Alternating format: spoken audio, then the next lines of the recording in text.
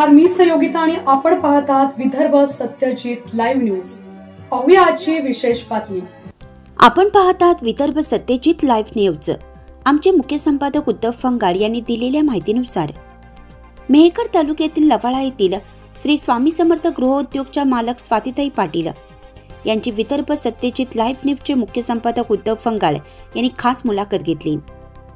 यावेळी स्वातीताई पाटील यांनी सांगितलं की समाजातील प्रत्येक महिलेने आज रोजी स्वतःच्या पायावर उभं राहण्याची गरज निर्माण झाली आहे आणि गोरगरीब महिलांना उद्योगधंदे किंवा व्यवसाय मिळत नसल्याने त्यांची आर्थिक प्रगती होत नाही।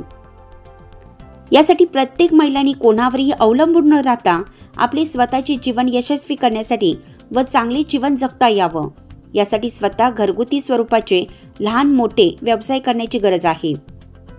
मी स्वतः श्री स्वामी समर्थ गृहोद्योगच्या माध्यमातून गेल्या 1 वर्षापासून वेगवेगळे घरगुती पदार्थ तयार करत आहे। या पदार्थांना मेहकर तालुक्यासह बुलढाणा जिल्ह्यात महाराष्ट्रात व महाराष्ट्राच्या बाहेर सुद्धा चांगली मागणी आहे। आज माझ्या माध्यमातून अनेक महिलांना रोजगार मिळालेला आहे।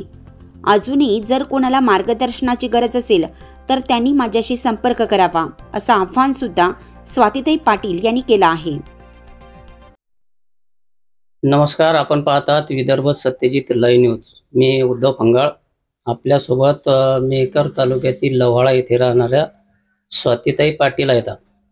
गृह उद्योग करतात त्या। स्वामी समर्थ केंद्राचे नाव गृह उद्योग आहे त्यांचा। अनेक महिला सक्षमीकरण किंवा महिलांनी आर्थिक स्वतःची प्रगती साधावी यासाठी शासनाकडून बी मोठमोठे उपक्रम आलेले आहेत। बचत गटाच्या माध्यमातून असेल किंवा इतर काही गोष्टी असेल त्या आहेत आपल्यासोबत। आपण त्यांच्यासोबतच काही गोष्टी बोलूया। मॅडम, तुमचं विदर्भ सत्यजित चॅनल मध्ये स्वागत आहे। Thank you sir. तुमचं नाव काय? स्वाती पाटील। बरं, तुम्ही राहता कुठं? लवाळ्याला। बरं, आता तुम्ही असं सांगा की हे जे शासनानं लाडकी बहीण योजना सुरू केलेली महिलांसाठी, ही कशी आहे योजना, काय नेमका? लाडकी बहीण योजना म्हणजे ते एक फूस लावणं झालेले, त्याच्यामध्ये काही फायदा पण नाही नुकसान पण नाही। कारण ते बायकांना फक्त सप्लिमेंट साठी असं वाटते मला, सप्लिमेंट आहे। मला वाटते बायांनी स्वतःच्या पायावर उभं राहण्यासाठी स्वतः सक्षमीकरण करायला पाहिजे, स्वतःच उभं राहायला पाहिजे। पण त्यासाठी एक आर्थिक मदत सुद्धा आवश्यक असते। अनेक कुटुंबांमध्ये गोरगरीब बाया असतात। एक शासनाकडून बचत गट म्हणा किंवा लाडकी बहीण म्हणा किंवा इतर महिलांसाठी शासनानं भरपूर योजना सुरू केलेल्या आहेत। त्याचा फायदा महिलांनी घ्यायला पाहिजे नाही का? नाही सर, ते कसं झालं ना, सप्लिमेंट झालं। आर्थिक मदत त्यांनी लाईफ टाइम साठी करायला पाहिजे त्यांना, महिलांना। किंवा बचत गटातून वेगवेगळ्या स्कीम येतात, त्याच्यामध्ये लोन करून देणे किंवा मशिनरी देणे, त्यांच्या आयुष्यासाठी नेहमीसाठी पुरवठा राहील असं काहीतरी करून द्यायला पाहिजे त्यांनी। कारण ही स्कीम कधी बंद होईल याचं काही सांगता येत नाही।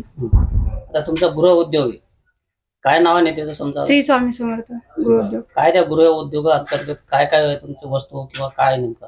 माझं शेंगाड्याचे शेवाळे आहे, हा ते बनवते। कारण त्याचे खूप फायदे, 40-50 फायदे।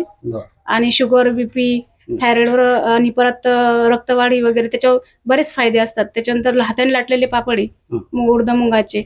अनेक प्रकारच्या चटण्या करते मी, अनेक प्रकारचे लोणचे पण असतात माझ्याकडं। आणि रिस्पॉन्स खूप छान आहे, म्हणजे राज्याच्या बाहेर देशामध्ये पण गेलेलं आहे।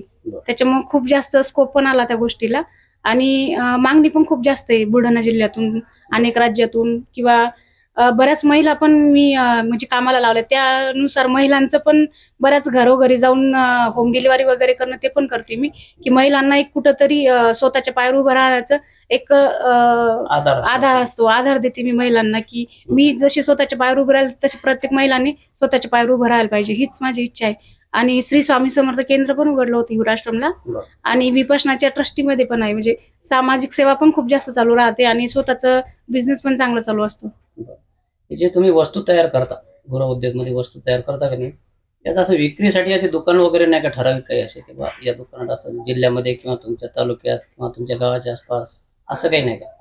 नाही, मी सध्या आता 1 वर्ष झाले सुरू केलं, 1 वर्ष झाले घरातूनच, पण घरातून खूप चांगला रिस्पॉन्स आला मला आणि मागणी खूप जास्त आहे। कारण सगळ्यांना म्हणजे घरगुती खाणे खूप जास्त आवडते आणि त्याच्यामध्ये काही मिलावट वगैरे काही नसते त्याच्यामुळे। आणि शॉप वगैरे ते मी आता विचार करू राहिले की माझे बरेचसे शॉप वगैरे ओपन करायचे, ते काही दिवसांनी सुरू करू। कारण आता 1च वर्ष झालं सुरू, पण 1 वर्षात खूप चांगली प्रगती झाली आणि खूप चांगलं म्हणजे ग्राहकांनी पण मला साथ दिली। त्यांचा विश्वासामुळेच मी आज आहे इथे. त्यांनी विश्वास ठेवल्यामुळे. किती महिला आहे तुमच्या म्हणजे कामासाठी? किती महिला? माझ्याकडं बऱ्याच महिला असतात, म्हणजे रोजानी किंवा मग त्यांना असं कॉन्ट्रॅक्ट बेसवर वगैरे देते मी. अशा बऱ्याच महिला असतात. शक्यतो सुरुवातीला मी एकटंच केलं सगळं, कारण मजुरी. मनामध्ये कल्पना कशी आली बरं एकदम असं, आणि तुम्हाला एक सहकार्य कोणाचं लाभलं समजा? नाही, मी लहानपणापासून खूप म्हणजे करण्याची धडपड होती माझ्यामध्ये, आणि काहीतरी स्वतःच्या पायावर उभं राहून काहीतरी करून दाखवायचं पहिल्यापासूनच होतं. पण नंतर मिस्टरांनी साथ न दिली, त्याच्यानंतर आई वडिलांची इकडे आल्यानंतर मग मी स्वतःच्या, ते म्हणतात ना, परिस्थितीनुसार ऑटोमॅटिक आपण समोर जातो. तशी जशी परिस्थिती आली तसं आपल्याला ते कळते. माझ्यावर असं काही लाईफमध्ये वीक पॉइंट होऊन गेले, त्यानुसार मी समोर गेले, आणि समोर जाता जाता खूप चांगलं म्हणजे मला लोकांचा प्रतिसाद मिळाला. पायावर उभ्या राहिल्या तुम्ही आता? हा, आता पूर्ण म्हणजे कसं आई वडिलाचा आधार न घेता आपण आपलं स्वतःचं सगळं करू शकतो. आणि आतापर्यंत मला लोन घ्यायचंही काम नाही पडलं. सगळं मी स्वतःच केलेलं आहे.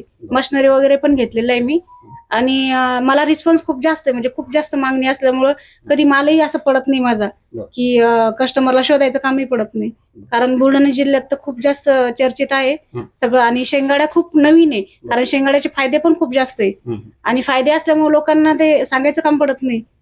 आणि हाताने लाटलेले पापड शक्यतो आपल्याकडे नाही मिळत, सगळे मशिनरीचीच खातात, त्याच्यामुळे पापडाला पण खूप मागणी आहे. आमच्या चॅनलच्या माध्यमातून ज्या काही महिला आहे, समजा समाजामध्ये गोरगरीब महिला असतील, त्यांच्यामध्ये काम करण्याची हिंमत आहे, काम करावं वाटतं त्यांना, पण एक आर्थिक हातभार म्हणा किंवा कोणाचं सहकार्य म्हणा असं काही मिळत नाही. तर अशा महिलांसाठी तुम्ही काय आवाहन कराल किंवा त्यांनी काय मार्ग काढायला पाहिजे? सर, मला आता वाटते हाऊस वाईफ असो किंवा वर्किंग वाले असो, पण स्वतःच्या पायावर उभं राहणं खूप गरजेचं आहे. आणि मला वाटतं महिलांना आर्थिक मदत मी करू शकते, त्यांना जाऊन सांगू शकते, त्यांच्या घरी परिवाराला पण समजून सांगू शकते. हे करण्याची इच्छा असेल तर करायला काहीच अडचण नाही, फक्त इच्छा पाहिजे करण्याची. ऑटोमॅटिक रस्ते उघडतात, पण ती इच्छाशक्ती जागृत करणे महत्वाची आहे. कारण बऱ्याच महिला अशा आहे विदर्भामध्ये की त्यांना करायची खूप इच्छा आहे, पण घरच्यांचा सपोर्ट नसतो, किंवा घरचे कोणत्याच बाबतीमध्ये त्यांना आधार देत नाही की तुम्ही बाहेर पडा किंवा करा. पण माझं तसं नाही, मी सगळं माल आणणे, होम डिलिव्हरी करणे सगळं मी स्वतः करते. आणि मला वाटते प्रत्येक महिलेनं पैसा धरून राहिलेला पाहिजे, कारण आर्थिक दृष्ट्या पैशाची खूप जास्त गरज राहते, व्यावहारिक दृष्ट्या पण आणि सांसारिक दृष्ट्या पण पैसा खूप महत्वाचा असतो. त्यामुळे पैसा कमवणं प्रत्येक स्त्रीला पाहिजेतच. ह्या होत्या स्वातीताई पाटील आपल्यासोबत, स्वामी समर्थ गृह उद्योग केंद्राच्या अध्यक्ष आहेत. त्या 1 वर्षापासून स्वतःच्या पायावर उभ्या राहिलेल्या आहेत. एक वस्तू, एक अन्नधान्य, घरगुती वस्तू स्वतः घरचे मसाले टाकून त्या तयार करतात, आणि त्यांच्या वस्तूला मेहकर तालुक्यासह बुलढाणा जिल्ह्यात, महाराष्ट्रात आणि महाराष्ट्राच्या बाहेर सुद्धा मागणी आहे. अनेक महिला त्यांच्यासोबत सहकार्य म्हणजे काम करतात, त्यांना मोलमजुरी भेटते. आणि इतर महिलांनी सुद्धा कोणावर अवलंबून न राहता एक स्वतःचा व्यवसाय तयार करून स्वतःच्या पायावर उभी राहण्याची गरज असल्याचे त्यांनी सांगितले. तुम्ही आम्हाला वेळ दिला त्याच्याबद्दल तुमचे धन्यवाद. थँक्यू. बातमी आवडल्यास लाईक करा, शेअर करा आणि सबस्क्राईब मात्र नक्की करा.